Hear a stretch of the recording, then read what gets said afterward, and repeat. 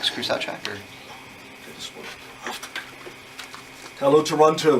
The Cool Breeze is here with Brownman Ali. Welcome to Radioregent, and thank you for the opportunity to talk to the Cool Breeze on the Cool Breeze Experience show. It's good to be here. It's early. It's really, for me, this is really early. I was playing last night with Nick McLean Quartet, where we finished at like 3 in the morning. So I'm like lacking sleep. Okay, well, Brownman Ali has been heralded as Canada's preeminent jazz trumpeter by New York City's Village Voice, and considered as one of the most acclaimed improvisers residing in Canada. Brownman Ali was born in a small Caribbean island of Trinidad. He's the multiple-winning New York school protege to his teacher, Grammy-winning trumpeter legend Randy Brecker. In the spirit of supreme trumpet genre-crossing visionaries such as Brecker and Miles Davis, he tirelessly leads and composes actively for no less than 7 assemblies of his own. All right, so we're going to talk about the evolution, vision, the mission, and the spirituality of your music. Why don't you tell us about your musical genesis, Brownman? Oh my God, I don't even know where to start with that. So I was born in Trinidad. I went to school in New York City. I was at Manhattan School of Music for a little while, and then I started studying privately with Randy Brecker. Actually, that's the reason I went to New York, was to study with Randy Brecker, the legendary multi-Grammy-winning monster. And he kind of built me, man. Like between New York and Brecker, that was my whole musical upbringing. And then I came back to Canada in '97, and then hit the scene as a studio musician. And then started leading my own groups in about 2001. It started with Crusoe, and that kind of expanded out pretty quickly. And now I lead 7, like you said earlier. I lead 7 different groups of my own, and I run my own record label called Brontosaurus Records, which is going crazy guns right now. And from 2006 to 2010, I was the featured trumpet soloist for Guru from Gangstar. Guru's Jazzmatazz, the legendary rapper from Gangstar. And I replaced Donald Byrd in that band, so that kind of exposed me to a more international scene. And as a result, I ended up, I've done a lot of tours with a lot of hip-hop artists, from Mos Def to Talib Kweli to Jay-Z to most recently Missy Elliott. So, and as a result, a lot of my music tends to be informed by Black American music, hip-hop, R&B, soul, funk. I'm a jazz musician, but a lot of the other things get folded into it. So what collaboration fascinates you? Collaboration with sense. Musicians. To play with? Who do I want to play with? Yeah. Oh man, really, there's no one. It's kind of like everybody. Okay. Well, because my interests are so vast, right? So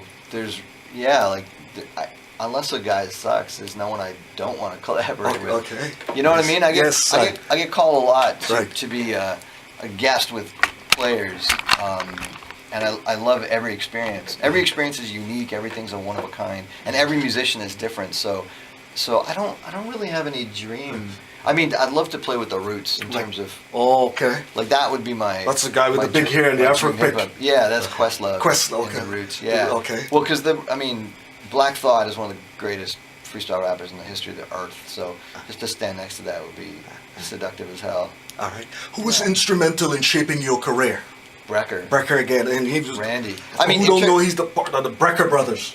Yeah, in terms of like individuals in my life, Randy Brecker. In terms of iconic figures, Miles, Freddie Hubbard, Woody Shaw, Clifford Brown, the touchstones of the jazz trumpet community are, of course, my heroes. Great. Miles especially. I don't play like Miles. But my ethos is very much, my ideology is based out of Miles, because his whole thing was play the music of tomorrow. Don't look back, look forward.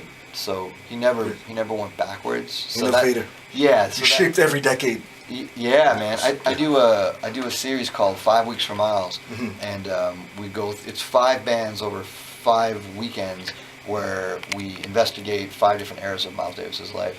And actually, Tomorrow, oh my God, it's tomorrow. Yeah. So Miles tomorrow I'm Davis up at the Pub Miles Ahead, so I'm going to be emceeing that. Can't wait to see that. Yeah, and so I'm running a Q&A with that as the Barrie Film Festival screens it, and the New York Film Festival asked me to come down and do the same thing and MC that movie. All right. Now, I listen to jazz myself, and there's so many great trumpet players. Louis Armstrong, Dizzy Gillespie, Miles Davis, Wynton Marsalis, Freddie Hubbard, Lee Morgan, Clifford Brown, Donald Byrd, Fats Navarro, Thad Jones, Wallace Rooney, Roy Eldridge. Who moves you in that group? Man, I'll tell you I come out of Freddie, Miles, Lee Morgan, Clifford, Donald, like Clark Terry, Woody Shaw, of the contemporaries, Roy Hargrove, Nick Payton, Tom Harrell. I mean, one of my biggest influences these days is the Russian who's in New York right now, Alex Sipiagin. Wow. And anyone on the Crisscross label are monster musicians. Jim Rotundi, Kung Fu. There's just so many. Joe Magnarelli. Yeah, the New York trumpet scene is rich and deep, and they're really investigative. That's what I like about those trumpet players, is that they're searching, investigative players. So that's the kind of player I try and be, carve your own niche, emulate. Well, it's the idea of searching, the idea of like every time you play a solo to dig deep and investigate your own sense of being, and then communicate a journey, if you will, to the audience. Okay. Like I'm a trumpet player, but really I'm an improviser that happens to play trumpet, if that makes sense. You know? The trumpet's the voice, but really I'm an improviser. Right. What can we expect from your next music project? Well, Brontosaurus is going guns. Like I said, I have 7 of my own groups. Brontosaurus Records started as an umbrella for my groups, and we've been playing tons of that music over the last little while, like Brownman Electric Trio and Groove Asylum and Crusoe and the other groups. And but recently I've been signing non-me artists, like bands that I don't front. So in the last year I signed 5 new artists to the label, including Snaggle, who's going to be debuting. Snaggle's a group of 20-somethings. They're like the hottest young 20-somethings coming out of multiple programs in the city. So Humber College and U of T and York University are some of the best of those jazz programs. They're all in their 20s, and they sound like Snarky Puppy. They're led by Nick McLean, and their record is just about to go into production. So Modus Factor is also on the label. Modus Factor is Chris Lesso's group. Chris Lesso was the drummer for Wild T. Davis for a long time, and now he's got this he calls it electro ambient bedlam, and it features Ian D'Souza from the Sisters Euclid on bass. So that band is signed to the label, and they're going to be putting out a record soon too, and a bunch more. So just keep an eye on brownman.com. You can check that out. Great. So how do you keep up with the 7 bands, man? Where do you get this energy from? You just do what you do, man. Just dig in, I guess. I don't sleep a lot. Do you have a band within that 7 you want to work with more than? Oh man, you're asking me who my favorite child is. That's not cool. Who's your favorite kid? Yeah, no, everyone. I love everyone equally. Right on. I mean, you can kind of see right now, Brownman Electric Trio is rotated to the front of the pack because that band's touring heavily, and the record Gravitation went to number 4 on the iTunes Jazz charts. It won us a ton of stuff, including National Jazz Awards. Just won an International Independent Music Award for record of the Jazz Funk Record of the Year, and we've won the Toronto Independent Music Award twice. So that band, I mean, just by virtue of its acclaim, for lack of a better word, that band tends to be, it takes up a lot of real estate in my world, and I love that trio. Let me ask you, as an artist, what comes first? Creativity or commercialism? Oh, creativity, obviously. All the time. All the time, yeah. I'm not a commercial artist. Okay. Clearly, this crazy ass music you're playing is not a commercial. Right. Ain't no one but you gonna play this music. This is for jazz musicians. It's just for jazz lovers. The kind of music I make isn't about garnering fans. It's about expression of an art form. So it's one of those things like Miles. Again, back to Miles, right? The touchstone. The idea that I'm here whether you like me or not. Whether you hate it, it's still getting made. And because I'm not trying to make it for all y'all. I know that sounds terrible, but I mean, most jazz musicians are making jazz as a form of expression. Put it in, rock it in the car and put it on the headphones. But really, that's not the motivating factor. That's why jazz musicians are not commercial successes, generally speaking. Right on. Unless you're Michael Bublé. Right. But that's a whole other thing. Right on. With all the metrics and paradigm shifts in the music industry, it seems like a different place today as opposed to 20 years ago. Oh, yeah, it's way rough. I mean, I think it's way rough. And part of it's the digitization of music. So we're at the bottom of a curve right now. So until we really learn how to figure out how to monetize this digital beast in a manner that the artists get paid properly, right, it's going to be rough. And because we don't make big money out of record sales. The only way we make money these days, I'll speak for my community, which is the jazz community, is live performances. Right. So go to shows. Go to shows. Right. So what's your take on a guy go on a laptop and he creates a beat, cuts a CD in an evening, make $10 million in a week, and it's just going crazy. He's all over the place touring and with a beat. You go, what is this? Well,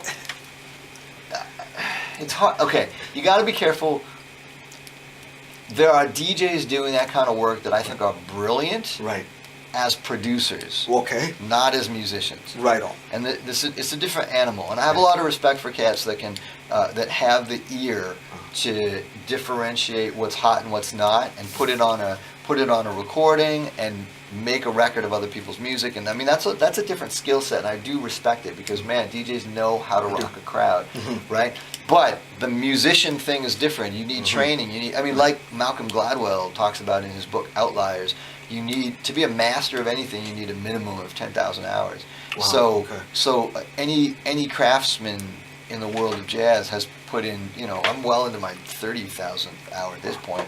And any jazz musician worth their salt is putting in the time. You gotta pay your dues. Well, we call it the woodshed. So the woodshed is like where you practice, and that's where all the stuff happens, and where you get to know your inner being, and then it comes out in performance. Where can fans purchase your CDs?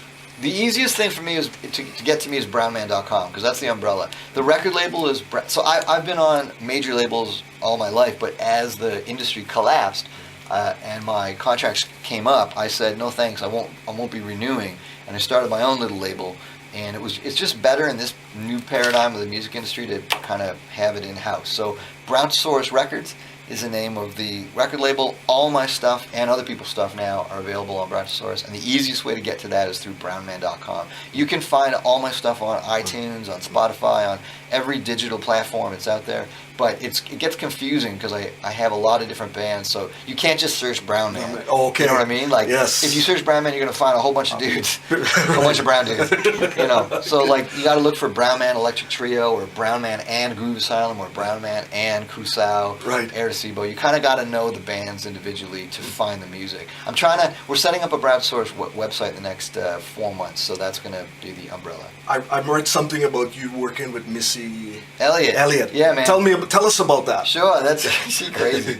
Missy crazy. I was so my hip hop background is I came up in Brooklyn, in the New York scene, in the Brooklyn hip hop community, doing as much hip hop as I did jazz, and then I got grabbed by Guru from Gangstar, the legendary. Oh man, he was amazing. Yeah, Guru. well, that's dude, he was the best in that. I mean, like there's three. I give a lecture on hip hop history, and in the hip hop history books, there's three ensembles and rappers from that period, the early, what they call the golden eras of hip hop, that really changed the scene because they were conscious. And those three are Boogie Down Productions, and the rapper was KRS-One, Public Enemy, and the rapper was Chuck D, and Gangstar, and the rapper was Guru. And those three cats in particular were super conscious. It's the first time that hip-hop was trying to say something. It was Black America speaking out against the oppression that they felt. And so I got grabbed by Guru in 2006, and I was the featured soloist for Guru's Jazzmatazz until his death of cancer in 2010. Wow. And I miss him terribly, and he really affected who I am and how I play deeply. But as a result of being Guru's trumpet player, a lot of other hip-hoppers grabbed me coming out of that. I worked with Mos Def and Talib Kweli, Great stuff. KRS-One, Big Daddy Kane, I mean, the list is long. And so then I got called by Jay-Z. I guess 2 years ago to sub into his band, his touring band with when he was doing the big tour with his wife, with Beyonce. Right. And then Missy saw me with Jay-Z, and she was like, "Get me that guy." so I do spot dates with Missy whenever they use a horn section. Crazy's good because they bring a different dynamic to the music. Like, when I say crazy, I mean good. Yeah, I know what you mean. She's brilliant, crazy.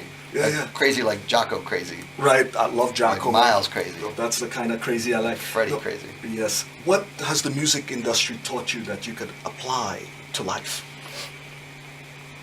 I would go the other way. What has life taught me that I can apply to the music industry?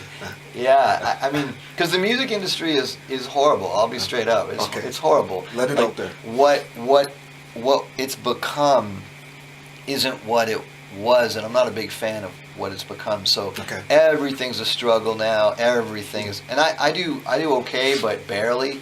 And I have like a fair amount of stature and acclaim and won all kinds of stuff. And it's still hard, getting. But part of that is because jazz is fringe music. Like, I forget the statistic, 0.01% of the population actively listens to jazz. So thank God for guys like you, and thank God for CBC and Jazz FM and all the proponents of people that are playing this stuff, because there's no shortage of musicians. Like, we have 4 programs, 4 educational systems within the GTA producing jazz musicians at an incredible rate. U of T, York University, Humber College, and Mohawk, which is technically in Hamilton. And they're cranking out jazz musicians. So the problem is there's very little places to play. All these clubs have closed. Montreal Bistro closed. I mean, the Top Center closed, and it reopened as the Jazz Bistro, but it's a weird vibe in there. Tell me something, Brownman. How is it playing in New York as opposed to playing in Toronto? Same. Really? It's just as hard. There's more of everything. It's 10 times the population, so 10 times the clubs, but 10 times the musicians. So it's, guys are struggling. Guys are like really heavy cats are fighting over $30 gigs at the 55 bar. Wow. But you can still do it. I just like to be real about it. I'm a pragmatist, right? So I like to just lay it out and not blow sunshine up people's bums, Because the reality is it's tough, but if it wasn't hard, everybody would do it. Right on. So, Brownman, I know the TD Jazz Festival is coming up. Woo! Are you in there? A little bit. You better. Tiny bit. You better tell the people. I'm playing. So the TD Jazz Festival is 10 days long. I'm playing 15 shows. So it's it's crazy. Should I just run it?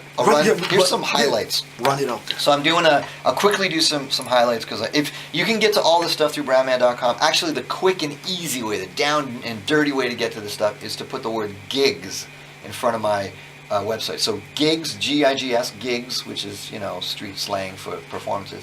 Gigs.brownman.com. Gigs.brownman.com. It'll get you to all this information. But let me run it down. Friday, June 24th, I'm doing a tribute to Freddie Hubbard, one of the legendary jazz trumpet players in history. Saturday, June 25th, I'm with Crusoe, with Joaquin. Yes, he's coming to Radioregent. Yeah, he's coming in 2 weeks or 1 week? 2 weeks. Yeah, this man is ridiculous. This is one of the top Cuban percussionists in the country, and I'm very honored to have him as the drummer in Crusoe right now. Sunday, June 26th, I'm playing with an incredible big band called the Socialist Night School. These are like 20-somethings, the hottest of the 20-somethings. I'm like the old man in that group. And experience. It's run by a young girl named Chelsea McBride. She's in her early 20s, and she's like Canada's answer to Maria Schneider. It's all original, high-octane stuff. Monday, June 27th, I'm with the Brownman Acoustic Trio playing like standard tunes, Miles, Coltrane, Duke Ellington. We're at the 120 Diner. Tuesday, June 28th, I'm with Snaggle, that band I talked about earlier. I'm a special guest with them. That's at May Cafe. Tuesday, June 28th, Modus Factor at Club 120. Thursday, June 30th, tribute to Herbie Hancock. Friday, July 1st, acoustic trios on the Second Cup stage downtown. Oh, these last couple are really interesting. Friday, July 1st, Canada Day, I'm with Jason Wilson in Division 1. Now, Division 1 is Jason Wilson's new band. For those who don't know Jason Wilson, he's a 2-time Juno-winning reggae artist, and he's fusing, like, imagine Miles Davis mixed with Bob Marley, mixed with Thelonious Monk. Oh, that's crazy. I know it sounds crazy, but this dude is a genius. Like I said, 2-time Juno winner. That's Canada Day. And then here's my biggest show of Lay it out of there. the gig, of the festival. Saturday, July 2nd, the Brownman Electric Trio, we're going to play the entire Miles Davis Panthasola recording from top to bottom. Now, Wow. Panthasola was this legendary record in the... it was remixed by Bill Laswell. So what happened was, just quickly, it's a bit of a cool story. Yeah. Bill Laswell was one of Miles Davis's piano players in the electric era. 20 years after the electric era ended, Bill Laswell was given open reign into the vaults of Columbia's tapes. Right. And they said, take whatever you want, remix whatever you want, and make one recording that kind of encapsulates all of Miles's electric period. Huge. It's an incredible record, and actually, Colossal. and for people who are just starting to get into Miles Davis's electric funkified stuff, I say get your hands on this record because it's a great first foray into it. And what it is, it's an overview of many, many, many records. So there's like 38 different musicians showcased on that record because it's a composite. like that. And my group, the Brownman Electric Trio, we're going to be playing that whole record top to bottom on Saturday, July 2nd at May Cafe. And like I said, all this you can get from gigs.brownman.com. And there's, like I said, that's the one to not miss. If you're going to only come to one thing, like I said, I'm playing 15 times, so you can't come to everything. And if you do, I'll give you a prize. I'm going to give you a pair of Curtis's underwear.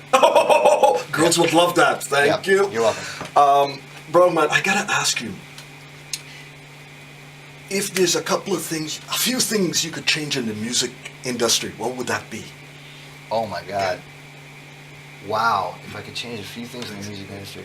I think I would change the way broadcasters are mandated to broadcast. I would just like to see more Black American music being played on the air, personally, since you're asking me. Power to the people. Word. And I would love, actually, as we were talking about this earlier, I have a bit of a pet peeve about cats who play music and don't announce Yes.